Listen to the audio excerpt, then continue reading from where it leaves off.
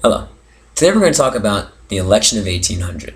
Now, why am I talking about the election of 1800? Well, there's two reasons. Number one, it's going to be on the test. I guarantee it. Isn't that right, Teach? See? I'm right. Number two, it's American politics. It's one of the most exciting elections that we've ever had. Except for like 2008. 2001 was pretty exciting. The 30s and 40s with FDR is pretty exciting too. Oh, and Harry S. Truman beats Dewey. That's my favorite. But anyway, rewind back to 1800. So, in order to understand 1800 election, you have to understand what was going on before. So we have to rewind. Second president of the United States is a man named John Adams. He was Harvard educated. He was a lawyer. Heck, he was even the representatives for the Redcoats during the Boston Massacre. But sure you knew that, right? Applied learning from before.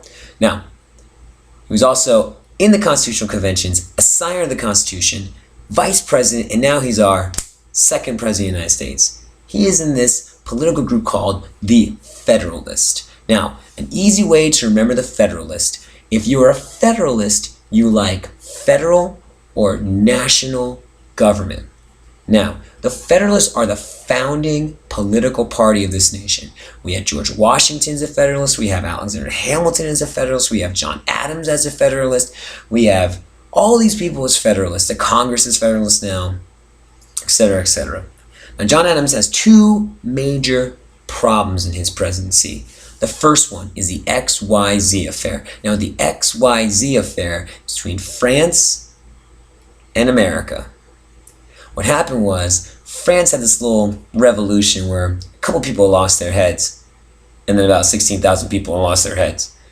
So they're fighting a couple wars, Austria, Prussia, Britain, all these wars, and they kind of need help. They're asking us for help. They're saying, America, help us out. And we're staying neutral, George Washington's Neutrality Proclamation. And we're saying, no, we're just going to stay neutral. We're not going to help you out. So France has all these battles and these wars, and they win a bunch of them. And now they want to trade. We want to trade with them. And all of a sudden they say, we need a new treaty. Because Louis XVI, gone. Marie Antoinette, gone. New government, new treaty needs to be signed. But France is a little bitter of the fact that we didn't help them out in their revolution. So they say, you want to talk to us? It's going to cost you a little bit. $250,000 bribe they want from us. We're not going to pay that. So one thing leads to another. We have a little bit of a scuffle down in the Caribbean. John Adams sends someone over there. We sign a treaty later on. Not looking good for John Adams. Second thing that happens in John Adams' presidency that's going to make everyone feel a little uneasy about him and leave it a little bit of a sour taste in their mouth is this thing called the Alien and Sedition Act. Now, in the Alien and Sedition Act, it was number one, telling the people this is to protect the nation. But it wasn't. First thing it did was it crushed opposition to war. If you were against the war, your opposition was crushed. Number two, it forbid anybody from criticizing or talking out about the government. There's this little thing at the time called the United States Constitution. John Adams signed the United States Constitution. He signed it. He knows it. The first thing in the Bill of Rights is freedom of speech and freedom of press. And he and his Congress signed into effect this law that says you can't criticize us, you can't speak freely and criticize the government, you can't write a newspaper article criticizing me, I'm the president, don't you know who I am? Well, obviously Americans aren't liking that. It's freedom of speech and freedom of press. And if the government says you can't criticize us openly, then what kind of land of the free is it? So things are getting hectic. John Adams is bipolar. He's got problems. Sometimes he's really confident. Other times he's self-hating. He lashes out at people. It's very, very, very, very shaky. So the election of 1800 comes along. Now, we have the Democratic Republicans. We have Thomas Jefferson and Aaron Burr. I know what you're thinking. Who the heck is Aaron Burr and why do I need to know about him? Well, like before, it's going to be on the test. And he's a very, very, very major figure right now.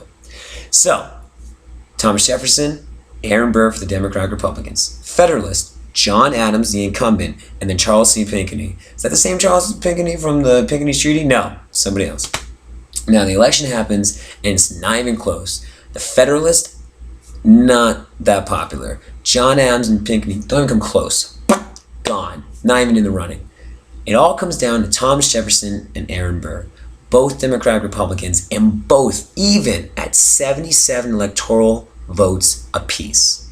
Now, once the election was over, usually what happened was the person who got the most votes became president, and the person with the second most became vice president. Correct. Now we have a tie. And according to the rules and standards and regulations of the United States Constitution, if it's a tie, it goes to the House of Representatives. That's right. So it goes to the House of Representatives, and they have a vote after vote after vote after vote. And they have all these votes because every time they vote, it's a tie. Tie in the Electoral College, a tie in the House of Representatives. Things are not looking good. They have so many votes, and they're so exhausted that they start falling asleep between the votes. They just pull up their desk. Vote in about 20 minutes. I can get a couple of minutes in. They sleep. They're sleeping on their desks. They're sleeping in the aisles. They're putting desks together. Probably sleeping in their clothes. It smells. They haven't bathed. They haven't slept. Just awful. So they vote and they vote and they vote and they keep coming up with a tie. Well, out of nowhere, Alexander Hamdog Hamilton throws a huge haymaker into the mix. He starts going around the House of Representatives and starts saying, hey, Thomas Jefferson. Hey, that Thomas Jefferson, he might be the right pick. Now, you might be thinking to yourself, if you're paying attention in the last chapter, wait a minute. Alexander Hamilton's supporting Thomas Jefferson, but Alexander Hamilton's a Federalist, and Thomas Jefferson's a Democratic Republican. Not only that, Alexander Hamilton was a U.S. Treasurer under George Washington, and Thomas Jefferson was a Secretary of State. The two of them were button heads all the time. Number one, Federalist, Democratic Republican. Alexander Hamilton liked bonds and paying them off. He didn't care if the speculators were cheating people out of their money. He wanted to establish a national bank, and he also believed in manufacturing and supported Britain. Thomas Jefferson hates bonds and speculators, think that people getting cheated out of their money, hated the national bank, believed in agriculture and farming, and supported France. Two butting heads, so much so that Thomas Jefferson felt his job as Secretary of State was totally being corrupted by a treasurer getting into George Washington's ear. Now, the reason why Alexander Hamilton was backing up Thomas Jefferson during this time, this election, number one, even though Thomas Jefferson and Alexander Hamilton didn't agree on anything, you could look at the sky and Alexander Hamilton could say, man, that's one blue sky. Thomas Jefferson said, well, it's actually black and the sun's light is making it seem and appear to be blue. That's how much they disagreed and didn't like each other. But he said, you know what? Even though Thomas Jefferson and I do not see eye to eye on almost every political issue, Thomas Jefferson, politically and personally, cares about the people and the nation and always has the nation's best interest in mind. Reason number two, which goes along with reason number one, Alexander Hamilton hates with a burning passion Aaron Burr. He once said that he was a dangerous man with odd, ambitious, and awful goals that are so selfish. He's so cold, and all he cares about is Aaron Burr. Publicly telling people that Aaron Burr is a dangerous man and a danger to this nation because he only cares about numero uno, which is Aaron Burr. So he starts talking to the House of Representatives, and he starts talking to representatives saying, hey, Thomas Jefferson, vote for that guy. Have a couple more votes, and all of a sudden, with Alexander Hamilton's help, Thomas Jefferson is declared the victor of the election of 1800. So after all this hoopla, we have Thomas Jefferson president, we have Aaron Burr vice president. Aaron Burr is gonna go crazy, but that's a video for another day, which involves Alexander Hamilton. We'll talk about that later. Now, another thing coming out of the election of 1800 is this little tiny small amendment to the Constitution called the 12th Amendment, which is very, very complicated when you read the whole thing. But in short, separate ballots for president and vice president. So hopefully we won't have this problem in the future. Our founding fathers in the beginning of our country saw problems and fixed it on the dime. They did not wait around to see if it would fix itself. That's the American way. There's a problem, fix it. So, recap. The election of 1800 took place between the Federalists and the Democratic Republicans. On the Federalist side, you had John Adams and Pinckney. On the other side, you had Thomas Jefferson and Aaron Burr. After the election was all said and done, we had 77 votes for Thomas Jefferson and 77 votes for Aaron Burr, both Democratic Republicans. It goes to the House of Representatives. Tie after tie after tie after vote after vote after vote. Alexander Hamilton comes in, starts speaking to the representatives in the House of Representatives, says Thomas Jefferson should be the president and Aaron Burr should be the vice president. They take Ham Dog's advice, vote for TJ. TJ is number one in the hood, G. Aaron Burr, second. President, vice president. 12th Amendment comes out of it, and things start changing. This is the first time in history that political parties and political ideologies changed peacefully. I mean, John Adams isn't happy about it, don't get it wrong. John Adams is probably one of the most miserable men in America at this time. He just lost. The incumbent president lost. The founding party of this nation just lost to the Democratic Republicans, to his friend but political rival. He doesn't even stay to the last day of his presidency. He leaves the office the night before and does some judiciary things, very, very last minute things with John Marshall and William Marbury, and James Madison is going to come into the blanks. Marbury versus Madison. That's going to be on the test too. So, that's the election of 1800.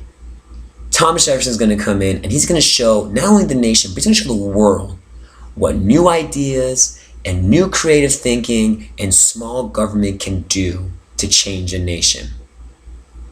Except when he kind of gets hypocritical and kind of starts using the executive power and big government and kind of uses bonds during the Louisiana Purchase and kind of decides that the National Bank is a really good idea, so he kind of keeps it, and some other kind of things we'll talk about in a different video. But don't worry about that now.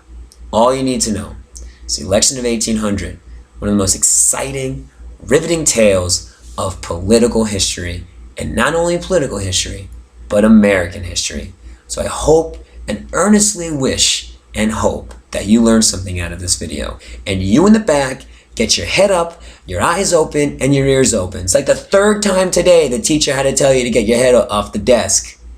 Don't you care? This is going to be on your test. Don't you care about your grade? Well, I'm going to send it back to your teacher. Have a great day. If it's Friday, have a great weekend. If it's Monday, it's almost over. Hang in there.